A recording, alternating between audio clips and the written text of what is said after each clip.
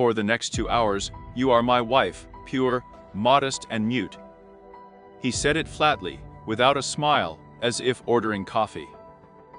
Galina straightened up in surprise, clutching a wet rag in her hands. The smell of freshener recently sprayed in the conference room hit her in the face. There was a trash can behind her. The evening rounds had barely begun, and the voice of the head of security in an earpiece. And in front of her stood a man in an expensive suit, and with a look in which there was no request, only calculation. "The payment will be twice the monthly amount. You don't have to talk, just sit next to me." He handed over the box. Black, with a pale blue dress inside. Galina did not immediately find an answer. A stupid thought was spinning in my head. I forgot to throw out the bucket before the start of the shift. "Is this a prank?" she finally asked. "This is a negotiation. Serious. I need a role." "Your appearance will do," he said with an almost invisible grin.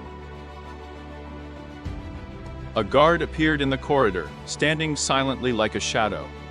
"Decide, time goes by," Alexander added. She was standing in the staff shower room and looking at her reflection. Her hair was gathered into a strict bun. Makeup is minimal, but clean. He and this woman in the mirror were similar, but not the same. "I'm not a teacher anymore, I'm a cleaner. But why do I feel like a teacher again now?" Her fingers trembled as she fastened the strap on her shoes. Everything was alien. But something inside turned on, as if someone who had been asleep for a long time opened his eyes. 20 minutes later, she was sitting in the passenger compartment of a black Mercedes, looking at her reflection in the dark glass. Alexander was sitting next to me, leafing through the documents. "Don't be afraid," he said without looking. "No one will ask you anything. You just have to be seen." "And if someone finds out?" she asked softly. He chuckled. "They don't know who you are, and you don't have to be someone. Just stay close." The car turned off the highway. Signpost, Country Club. The territory is guarded with alleys, lighting, and wrought iron gates. There are luxury cars in the parking lot. Galina followed Alexander as if in another life. He represented her. My wife, a doctor in the past, is now taking a break from medicine. She nodded, smiled. No one asked unnecessary questions. Only one of the partners muttered, "You are, as always, original." There were 8 people at the table. The negotiations concerned the merger of companies, terms of delivery, legal subtleties. She was silent, but she listened attentively, clearly, as if she was in the audience again. And suddenly, there was a strange confidence inside. I can understand them even if they don't want to. Galina did not make a single unnecessary movement, but she felt her gaze slide over the lines, phrases, accents. When you've been sorting out other people's mistakes for many years, you learn to hear what no one says out loud. "Break." Alexander came over and handed me a glass of water. "Everything is going according to plan, you are on top." "Thank you," she replied. "It's a strange feeling," he said suddenly. "It's like you've always been known." Galina didn't answer, just looked towards the window, where the lights of the evening club were reflected. And in order not to miss new stories, subscribe to the channel and enjoy listening. Dinner continued. The waiters moved silently between the tables, the wine flowed in a thin stream, and the light was reflected in the glasses, so that the face of each participant seemed a little softer. Conversations flowed quietly, made polite. But there was tension under the rustle of napkins. Millions hung in the air. Galina was sitting a little to the side, not attracting attention. Sometimes she lowered her eyes, as if examining cutlery. But in reality, she was listening, attentively, thoughtfully, catching in speech not only the words, but also what was between them. Alexander's partner is a small, dry man of about 50, spoke softly, but with injections.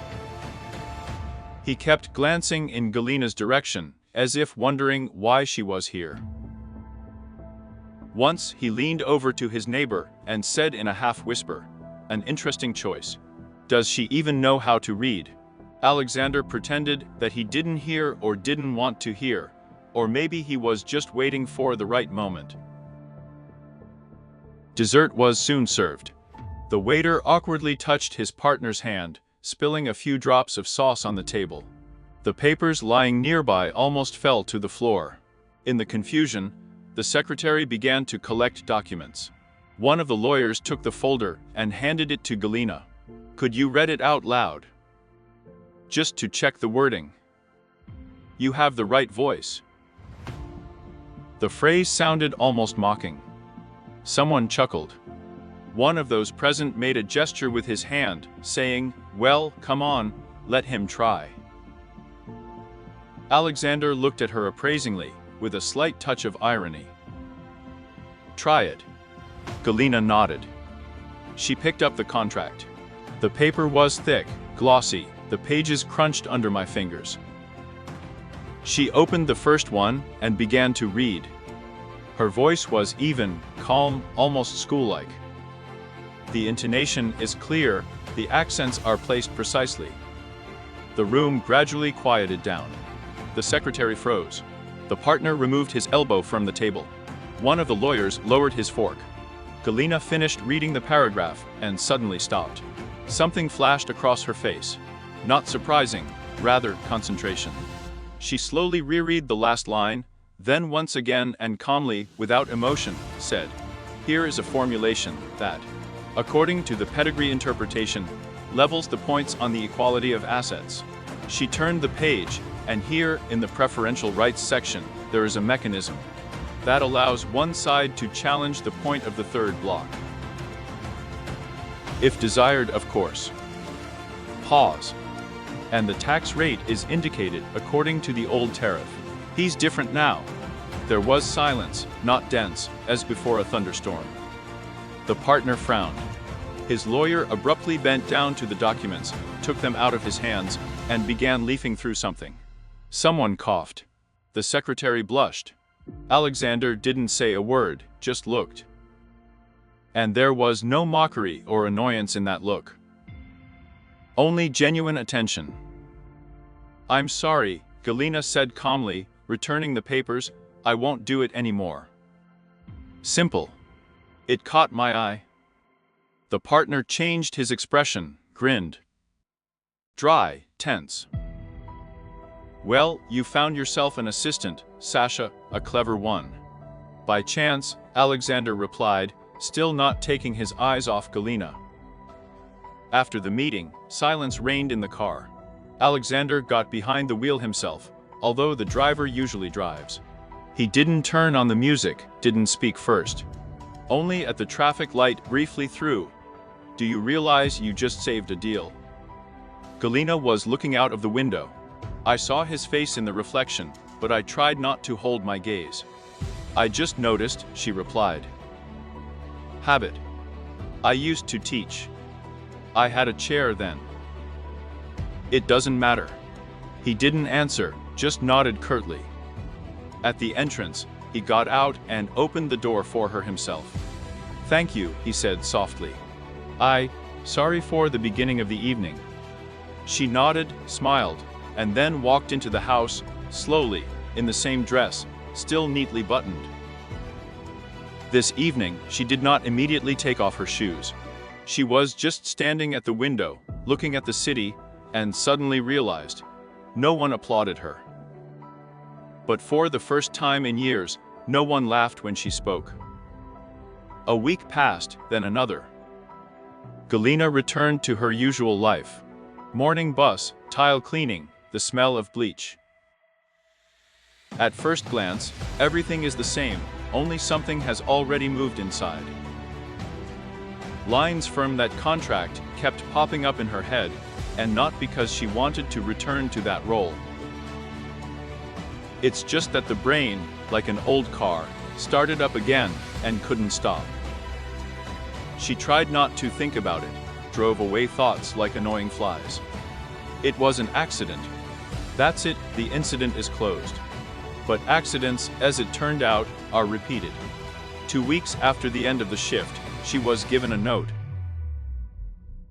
A simple white card with the company's logo. Just one line. If you have time, take a look at Office 306. At the appointed time she came in, the door was ajar. Alexander was sitting at the table. Not behind the worker, behind the side, where visitors were usually received. There was a thin folder in front of him. "Don't you want to help?" he asked without looking up. "There are a couple of points here that I don't understand. It's too veiled, and you notice the nuances well." Galina sat down, without further ado, scrolled through. And I saw it again. An error in the interpretation of taxes, a discrepancy in the wording, a hidden loophole. She explained calmly, without pressure. He listened, didn't interrupt. In the end, he said softly, "Thank you, you saved me another headache." After that, meetings became regular once a week, sometimes less often. He did not offer her to return to the state, did not ask her to move to a position. Everything was as if by the way. "Take a look, if it's not difficult. I'm just interested in your opinion. It's a trifle, but suddenly you'll notice." She read, the rules helped. At first, cautiously, as if testing the boundaries, and then more and more confidently. Galina knew how the paper system works. She did not draw conclusions on emotions, did not overplay. She spoke briefly, and always to the point. Alexander is the same. He changed imperceptibly, almost imperceptibly.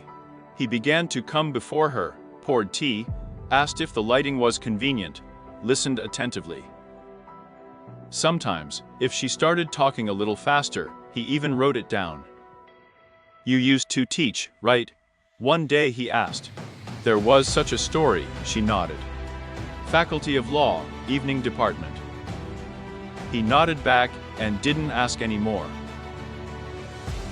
The team started talking, first in a whisper, then a little louder. The cleaning lady, who had not been noticed before, was now sitting in the director's office and correcting his papers. Some grimaced, others were surprised, but there were also those who began to treat with respect. Galina felt it, but she didn't stick it out, she just kept working. A month later, Alexander himself called her to the main office. 2 people from the personnel department were sitting there. He said calmly, "I have an idea. Don't you want to try yourself in a new role? In a free schedule, without meetings, but with payment, like a lawyer of the second category." She didn't answer right away. Then she looked up. "And if I want to help only you?" Without status, but with trust. He chuckled. "I agree." From that day on, everything changed. Slowly, gradually. She still went to the previous floor, still greeted the old technician, still wore flat, comfortable shoes. But now she was walking not with a bucket, but with a folder in her hands. Sometimes, as she walked down the corridor, she caught glances, but without mockery. Now there was respect, or at least interest in these views. Alexander did not impose himself, but he started each new meeting with the question, "Are you comfortable? Am I overloading?" She was smiling. "I'm coping." And really coped. For the first time in many years, she felt that she was living not on the edge of the system, but inside, that she was being heard. That she was trusted, that she was again not just an employee, but a specialist. A woman with experience, with a voice, with a head. Late one evening, she was left alone in the office. Finished checking. The night city flickered with lights like a cooling flame. And suddenly I thought, I'm back where I wanted to be. Only now, without fuss, without fear, without haste, and this was the right place. Finally. Another 6 months have passed. Now there were meetings on Galina's schedule. Not cleaning, not shifts, not inventory requests, but meetings. She worked officially, was listed as a lawyer on the staff. If there was something to check, they called her. If the document was in doubt, it was passed through the secretary. If Alexander lingered in the office, they guessed. Again, he consults with his woman by letters. That's what they called her on the sidelines. Galina knew about it, but she wasn't offended. It was not a mockery, but rather an attempt to explain something that did not fit into the standard scheme. It didn't fit the templates. And that was her strength. Now she lived a little differently. Earlier, her morning started with anxiety. Wake up on time, catch the bus, check if the rag and the keys to the utility room are not forgotten. Now she got up a little later, cooked oatmeal, listened to the radio, sometimes even did exercises. She wasn't looking for recognition, but it came by itself. One day, a new employee asked the guard, "And who is this woman with a silver folder?"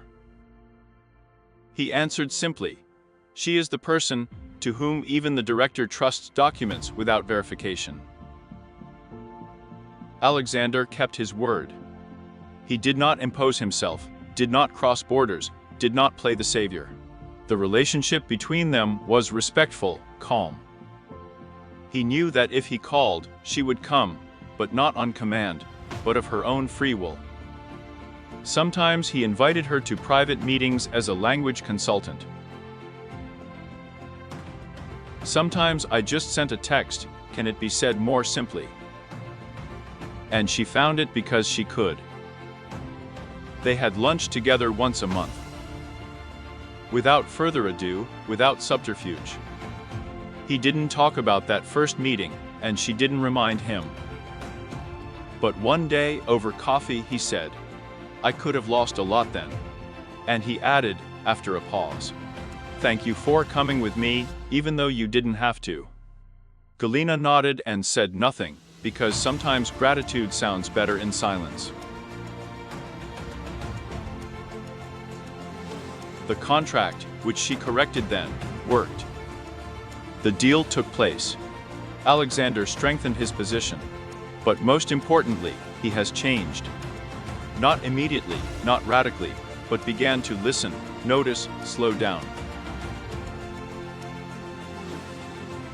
And Galina, she no longer hid herself. She did not try to be someone else, she was just herself, consciousness. With experience, with silence inside. According to the terms of the contract, which Alexander still revised, thanks to her amendment, he won. She insisted. His partner gets a share, but without leverage, without the ability to dictate terms. And Alexander agreed. No arguments. It was honest, and that's maturity. One day, she was walking down the corridor past the restroom where she had started. A young woman, a new employee of the cleaning service, came out to meet her. In the hands of a bucket and a mop. She stopped, hesitated, recognizing Galina. "I'm sorry, I didn't know you were here." Galina smiled. "I also worked here, and did very well." "Don't worry." The woman laughed, and then, after thinking, asked, "And who do you work for now?" "I'm just helping those who hear me," Galina said and went on without turning around. At home, she turned on the desk lamp, took out an old folder. It contained clippings from textbooks, printouts of references, tables that she had collected back at the institute. Now they were needed again. Galina knew she wouldn't become famous, she wouldn't write a book, but it didn't matter, because now she was herself again. And she didn't need to be played anymore. She was simply seen, heard, and respected. What do you think? At what point did Alexander really see who was in front of him? Write your opinion in the comments. And don't forget to subscribe, there are many more stories ahead.